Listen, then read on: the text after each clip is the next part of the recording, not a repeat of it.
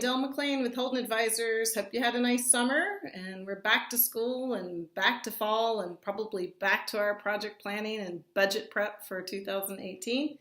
I thought now would be a great time that we go back to basics on pricing and talk about pricing with confidence, 10 ways to stop leaving money on the table.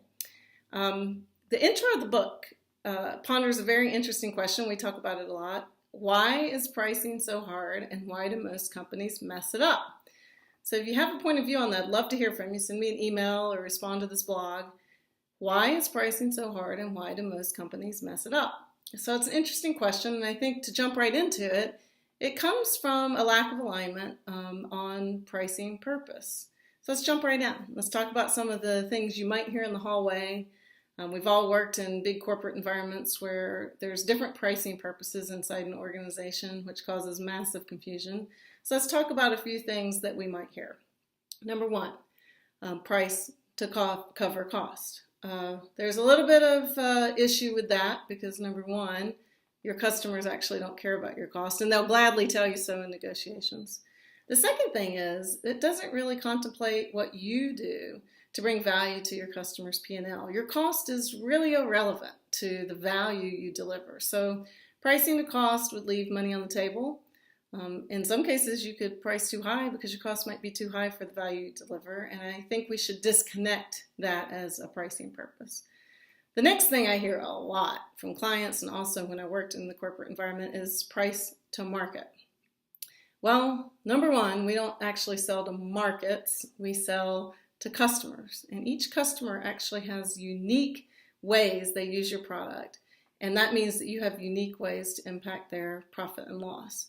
So when we price to market, we might be in a competitive battle. We might skim and get a premium price on the total market if we're new, but we don't really contemplate how the customer uses our product or the value they derive. So again, you could be leaving money on the table, or you could actually be pricing too high for the value that you deliver to that individual customer.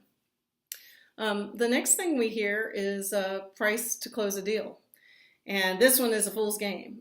It really could mean that you train procurement people or even other people in the organization how to get discounts from you because you're so desperate to win a deal.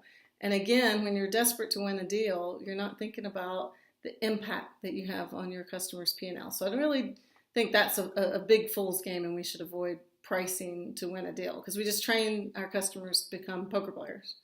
And then lastly, we hear a lot about, well, let's just grow revenue. And that's great, but if it's not balanced with profit, eventually you'll run out of steam and you'll be unable to reinvest as a company. So pricing to grow revenue can work in a market that's truly elastic. And for most of us that work in B2B, we don't really see that type of elasticity because we are selling to someone who uses our component for an end customer purchase, otherwise called derived demand.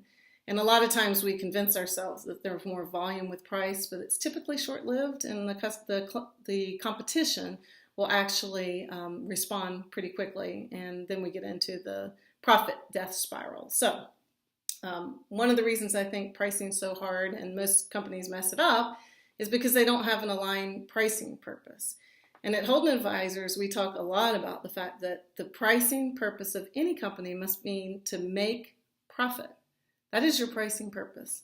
So till the next video blog where we'll explore each one of the 10 rules, think a lot about your pricing purpose, especially as you go into your planning cycles for next year, and think about your sales team and what they must hear in the halls and what they must hear as you respond to quarterly demand. So pricing purpose number one, and then we'll jump into the rules. Till next time, have a good one. Bye.